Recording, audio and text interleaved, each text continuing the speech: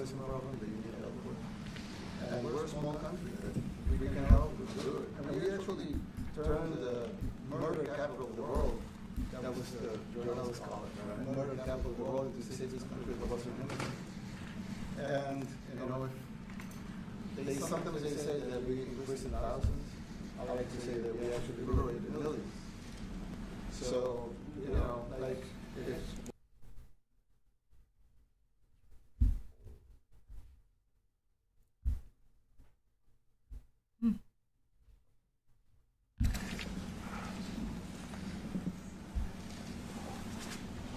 Thank you very much. It's an honor to have a friend of mine because we went through this together and got along very well for my entire period of time.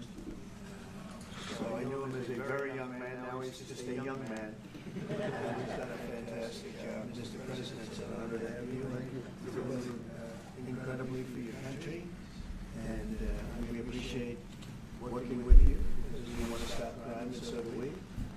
And it's very, very effective. And I want to just say hello to the people of El Salvador and say they have one hell of a president.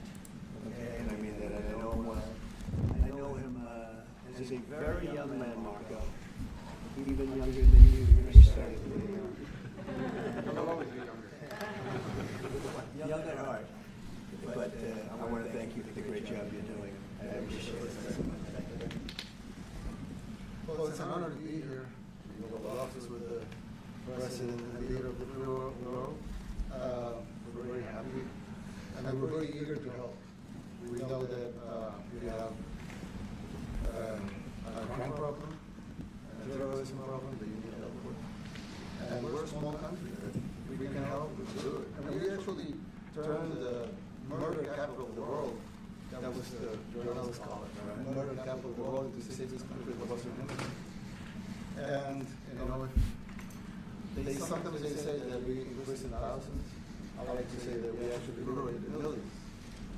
So, you know, like, It's very good. Who gave him that line? Do you think I can use that? and in fact, Mr. President, you have 350 million people to liberate.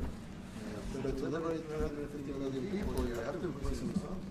That's the way it works, right? You cannot just free the criminals and think crime's going to go down magically. You have to imprison them so you can liberate 350 million Americans that are asking for the end of crime and the end of terrorism. And it can be done. I mean, you're doing it already. And I'm sure that people have seen the change in the streets.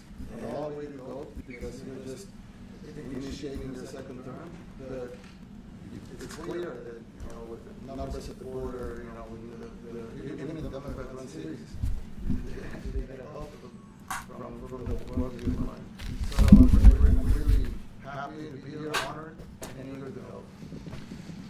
Well, we had a terrible thing happen. We had an administration that allowed people to come in freely into our country from not only South America, but from all over the world. Many from the Congo in Africa, You don't like the almonds. Asia, all over the world, Europe, rough parts of Europe.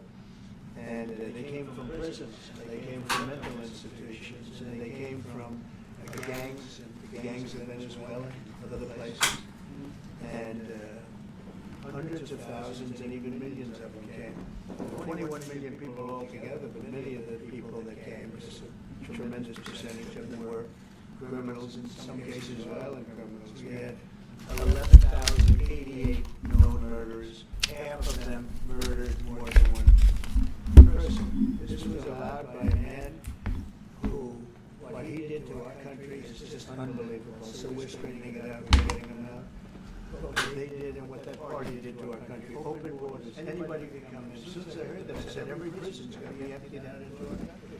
That's what happened. And we're straightening it out, and we just had numbers. We had the highest recruiting numbers in the history of our country going into police departments. And a year ago, we had the lowest numbers. You couldn't hire. This has changed. Nobody's So the lowest. and the military now, Marines, the Army, Air Force, Coast Guard, every slot is, I mean, we have the best numbers we've ever had. Recruitment numbers.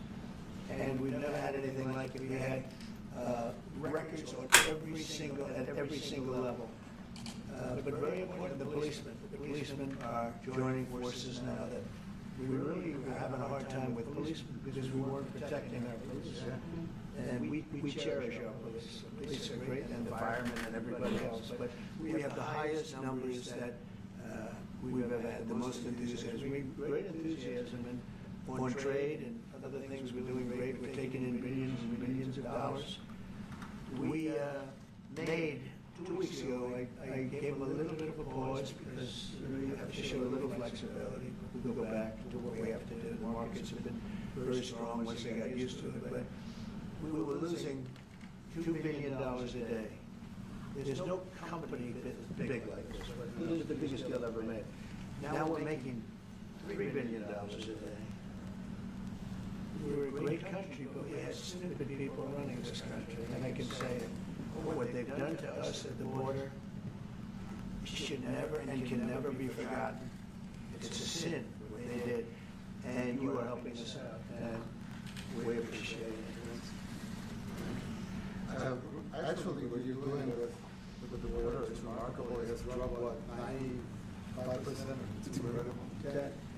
This morning, 99%, 99.1% to be exact. Why are those numbers not in the media?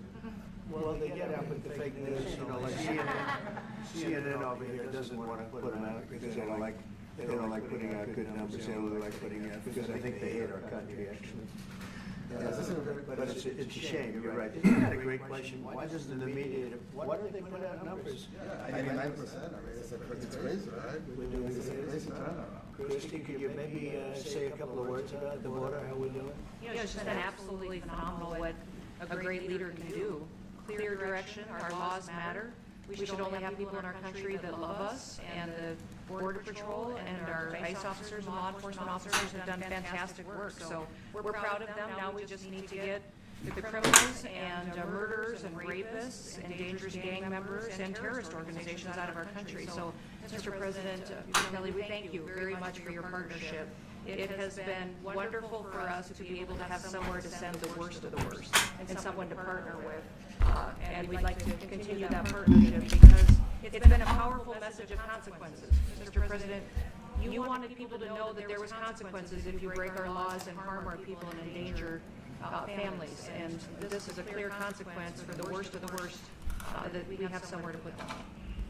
Thank you very much.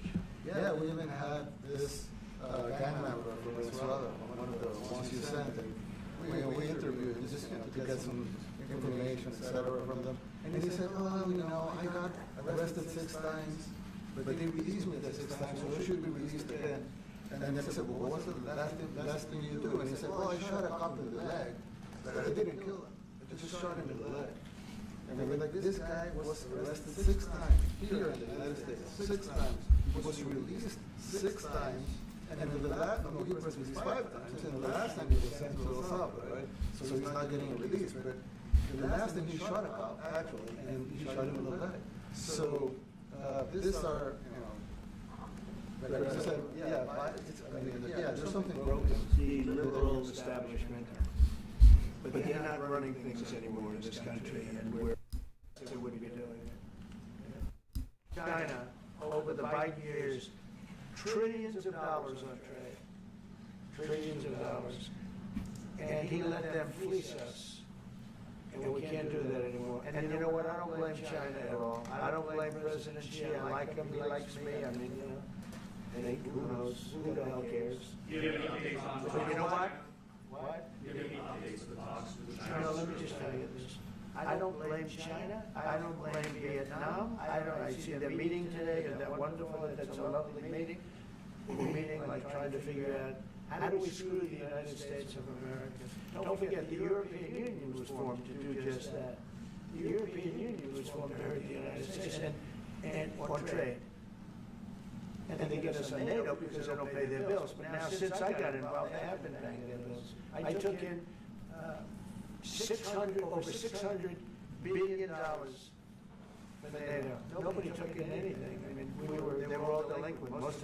They had 8 nations out of 28 paid their bills.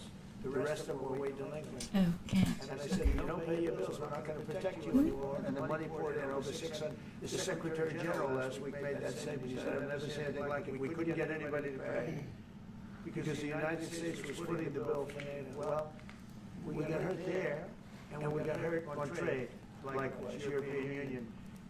And they've got to come to the table, and they're trying to. They're trying to. But the European Union is taking terrible advantage. They don't take our food products. They don't take our cars. We have millions of their cars, BMW, Volkswagen, Mercedes-Benz, many others. They come in by the millions. They don't take, there are no Chevrolets in Munich, I can tell you that. I said to Angela Merkel when she was there, as she was letting millions of people infiltrate Germany, which was not so good from, we would call them illegal immigrants, but she made them legal. But I said to her, and I get along with her very well, I said, how many Chevrolets do we have in Munich or Frankfurt? Why? None, Donald, none. I said, you're right. And yet we take in millions and millions of cars. No, those days